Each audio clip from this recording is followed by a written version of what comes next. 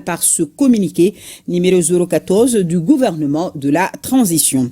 Le gouvernement de la transition, avec un fort engouement, adresse ses vives félicitations aux forces armées de sécurité sous le leadership de son Excellence, le général d'armée Assimi Goïta, président de la transition, chef de l'État, chef suprême des armées, président de la Confédération des États du Sahel, AES. En effet, le 1er juillet 2025, nos vaillants militaires ont contenu avec succès des attaques terroristes simultanées contre 7 localités de notre pays avant de neutraliser plus de 80 terroristes puis saisir divers équipements. De ces récentes attaques terroristes qui surviennent dans un contexte marqué par la neutralisation de plusieurs leaders, la destruction des sanctuaires et la création de la Confédération AES, il ressort la synchronisation des assauts à l'échelle de l'espace de la Confédération des États du Sahel, Alliance des États du Sahel.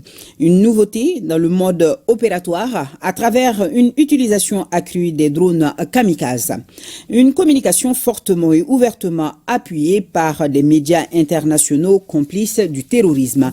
Le gouvernement de la transition prie pour le repos de l'âme des militaires et des civils décédés lors des attaques terroristes, tout en souhaitant un prompt rétablissement aux blessés. En outre, il condamne avec la plus forte rigueur ces actions terroristes sponsorisées par des États et ne visant qu'à entraver la marche de l'AES, dont les avancées dans le domaine de la défense et du développement sont remarquables. Enfin, il rassure l'opinion nationale que l'offensive des forces armées et de sécurité se poursuivra et s'intensifiera jusqu'à l'éradication totale du terrorisme. En vue d'atteindre cet objectif existentiel, il est important que la population, d'une part, soit mobilisée pour renforcer la cohésion sociale et d'autre part, qu'elle signale tout fait suspect aux forces armées et de sécurité. Que Dieu bénisse le Mali et la Confédération AES, signé le général de division Abdoulaye Maïga, le ministre de l'administration territoriale et de la décentralisation, porte-parole du gouvernement.